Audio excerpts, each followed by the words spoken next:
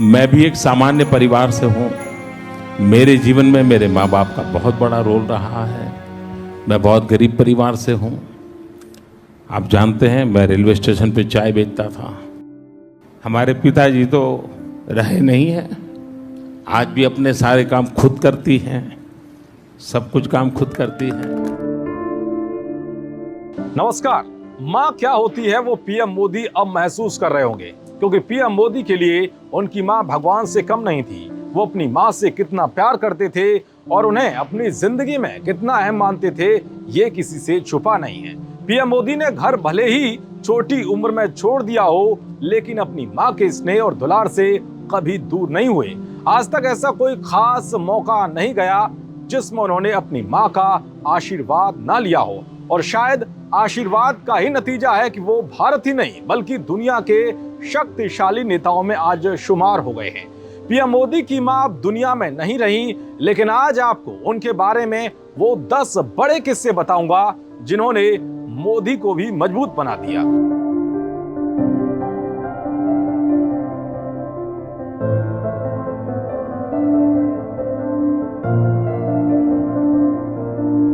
तो सबसे पहले बात करते हैं पीएम मोदी की मां के उस संघर्ष की, जिसके आगे विपरीत परिस्थितियों ने भी घुटने टेक दिए। यानी कि कठिन से कठिन परिस्थितियों में कैसे जीता जाता है वो हीराबेन से सीखा जा सकता है।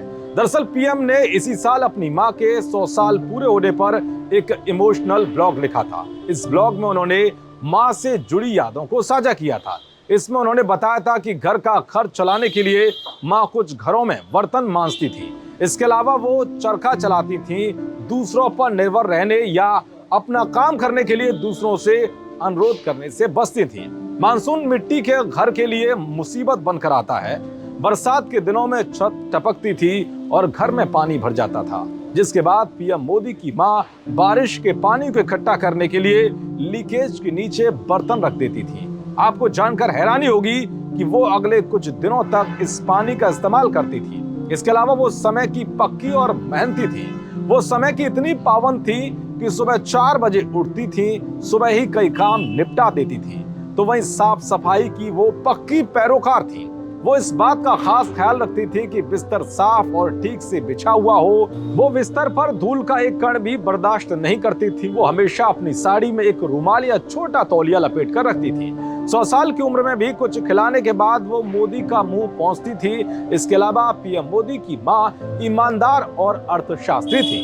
पीएम मोदी के छोटे भाई प्रहलाद भाई ने एक इंटरव्यू में बताया था कि जब हमारा बड़ा भाई किसी की दी हुई कोई चीज बाहर से लेकर आता था तो मां उसे फटकार लगाते हुए वो चीज लौटाने के लिए भेज देती थी। उनमें ईमानदारी के गुण थे जो उन्होंने अपने बच्चों को दिए। उनका अर्थशास्त्र भी मजबूत था। खर्च के लिए 5 हो या 1 रुपए, वे जानती थी कि घर का खर्च कैसे चलता है। पैसे कम हो या ठीक है, अगर ज्यादा हो तो भी पैसे ना होने की स्थिति के लिए वो पहले से ही तैयारी कर लेती थी। इसके अलावा एक माँ अपने बच्चे के लिए कितनी सजग होनी चाहिए, वो गुण भी हीराबेन में था। तो वहीं पीएम मोदी की मां में यह भी खास बात थी कि वो दूसरों की पसंद का सम्मान करती थी और पीएम मोदी के प्रयोगों को हमेशा प्रोत्साहित करती थी। यही नहीं बल्कि पीएम मोदी अगर आज देश ही नहीं बल्कि दुनिया में जाने जाते हैं तो उसके पीछे उनकी मां के वो शब्द भी हैं जिनमें उन्होंने मोदी से कहा था कि लगता है तुम कुछ अच्छा काम कर रहे हो। इसके अलावा कहा जाता है कि मोदी 72 साल की उम्र में 18 घंटे तक काम करते हैं, लेकिन ये बात शायद आपको पता नहीं होगी कि पीएम को 18 घंटे काम करने की प्रेरणा मां हीराबेन से ही मिली है। हीराबेन ने जीवन भर संघर्ष किया, मेहनत की, कभी पैसे उधार नहीं लिए और बच्चों को ऐसी शिक्षा दी जिससे वो आत्मनिर्भर बने। आर्थिक तंगी और पारिवारिक वजहों से हीराबेन कभी पढ़ाई नहीं कर सकी, लेकिन वो चाहती थी कि उनके सभी बच्चे पढ़ाई करें। पीएम मोदी ने 7वीं तक की पढ़ाई वडनगर के एक प्राइमरी स्कूल से की।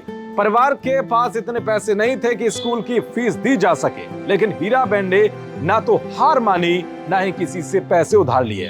हर बार वो कुछ ज्यादा काम करके स्कूल की फीस चुकाती रही। उस वक्त मोदी के पास स्कूल पहनकर जाने के लिए सिर्फ एक ड्रेस थी। ऐसे में जब भी मोदी की ड्रेस फट जाती तो मां हीराबेन किसी और रंग के कपड़े का अस्सल लगाकर उसे सिल देती थी ताकि मोदी की पढ़ाई ना रुके।